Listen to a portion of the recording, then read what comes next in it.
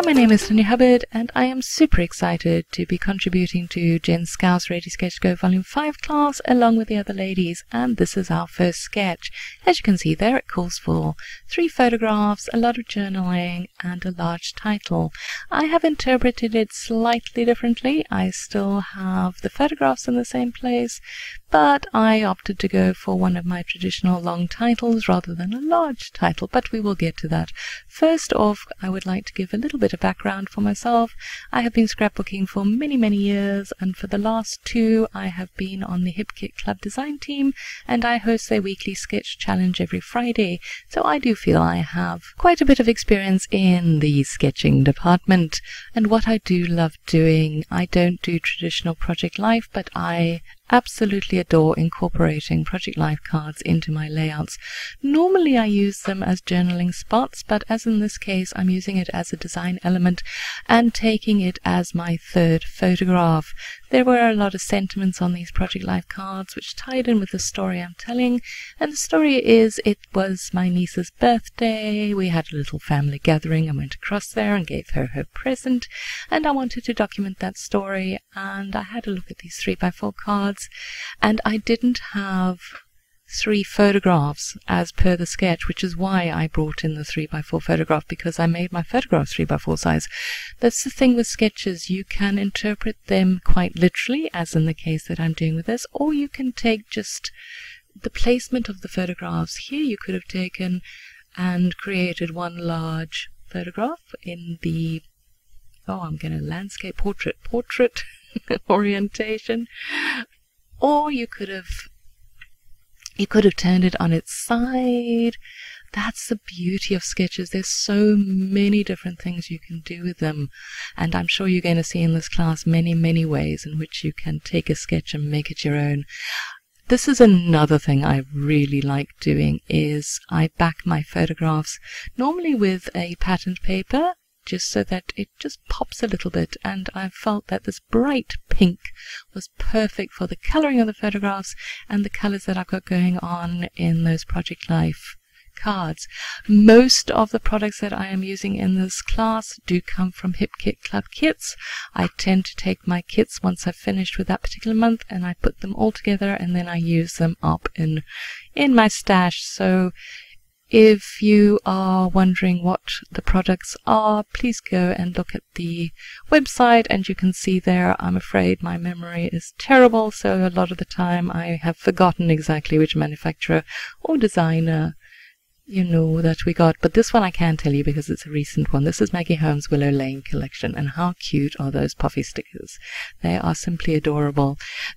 I have 2 adult daughters, so I don't tend to scrapbook young girls like this, so I really went to town with this one and had a ball putting on all these really cutesy elements and sentiments and things. It was a lot of fun to make this. So yes, so back to the sketch. As the sketch it had the photographs on the left hand side like that, and then it called for that large title and for journaling. But I'm not going to, as I said in the beginning, I'm not going to do that. I am going to rather go with something which is very much my style. I tend to make long titles and use those as my part of my journaling. But first I'm going to do some tearing. I have rediscovered tearing. Tearing is fabulous, and it just gives that nice little added textual element to your layout. This pattern paper is actually an exclusive one which was designed by none other than Arit Landgraf, who is also participating in this class. So yes, I have been hoarding that piece of paper for the longest time, and I felt now was a good time to use it, because if we hoard our stuff too much, we tend to then lose interest in it and don't use it, which I don't think is a good idea at all. And this is trim again, and I apologize for the brief bits of my head there. This is some gold trim that came in Maggie Holmes' collection, and it is absolutely beautiful. I think it adds a really pretty pop to a page. I mean, gold is by nature a gorgeous color. And so I enjoyed putting it down on the side there, and then I did stitch it down stitching actually can add so much to your layout as well, and you don't need a sewing machine to do it. You can hand stitch as well. I have seen so many people do beautiful layouts, and I admire them tremendously with their hand stitching.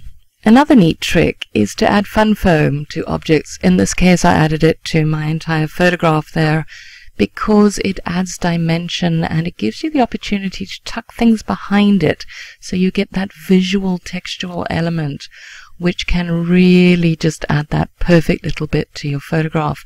And now I'm going to start on the part that I love the most with scrapbooking, and that is the title.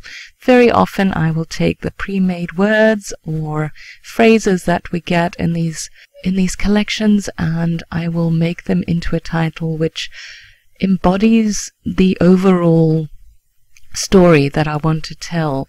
And in this case, I took that word dream, and now you can see me looking through what I have on hand to see how else I can add to it. The trick I found to creating a successful long title is to use that wax wrap. You know, it's the sandwich wrap paper that you get. It's got that waxy coating on the one side, so it means that you can put your letter stickers on it and take them off very, very easily. And it also allows you to put down your words, cut them up, and rearrange them all over the page until you find the exact configuration that you like. And I do that every single time with my long titles. So I've got going on here every little, and I've got dreams, and I'm thinking, oh right, so I can do something with every little girl and dream, and I absolutely adore that unicorn that I've got on there. As I said earlier, I don't know why, but I find with my adult daughters, I don't tend to put the cutesy things on. I should put them on my own pages if I scrapbook myself, but my brain seems to think that little girls deserve these really cute elements. So I went to town, as I have mentioned. Very often the title will come easily to me, but there are times when I do battle, and so I then tend to distract myself by looking at other embellishments and what I want to add to the page. And as I have quite a bit going on the left-hand side, the pattern paper, I've got my photo cluster there, so I need something with some weight to balance it out on the right-hand side, which is why I'm bringing in some of the larger elements that came on this chipboard sheet. And this chipboard sheet is again from Maggie Holmes' Willow Lane collection. And so you can see how easy it is to manipulate your title when you've got it on that wax wrap. And so the dream and the every little girl is going there, but I'm still thinking what else, because it doesn't really make any sense right now. You have dream every little girl. That doesn't. And so I thought, okay, maybe I can make it dream everyday little girl, but I don't like the blockiness of it. It's not quite right. And then I thought the girl on top of my unicorn, that looked very nice. And now things are starting to come together more.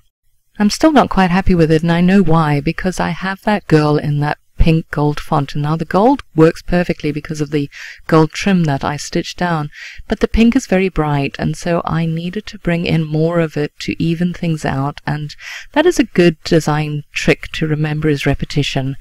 You have your sort of groupings of 3 that one does very often, where you have the same element 3 times on your page, and that can work with your fonts as well, because the dream and the everyday little are all in the same colors. They come from the same collection, but the day and the girl in the pink, that's not from a Maggie Holmes collection, so it is slightly different. So by repeating it, it makes it look like it's meant to be there. And it also forms a visual triangle with that stripe of pink of the pattern paper on the left-hand side.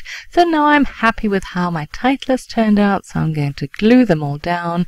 And I do sometimes find with those letter stickers, like the day and the girl, that every now and then you need to put in a little bit of glue on them just to make them stick properly. And I'm going to glue my photograph down, and as per the sketch, I am slightly angling it, ever so slightly, not to the point where it's very, very obvious, but enough that it gives it a little bit of interest. And all that is left for me to do is to do the fun part of of making scrapbooking pages, aside from the titles that is, and that is to add on more embellishments. So back come out the puffy stickers, and that little girl, I love that little girl, and I put her on the left there.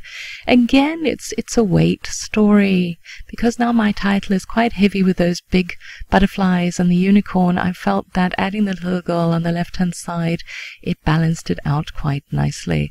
And yes, I am very, very happy with how this came out. I do hope it has given you a lot of ideas on how to work with this particular sketch, and you know how to do a nice long title, or how to incorporate 3x4 cards into your layouts, or how to cluster little elements behind your photographs because you fun foamed them.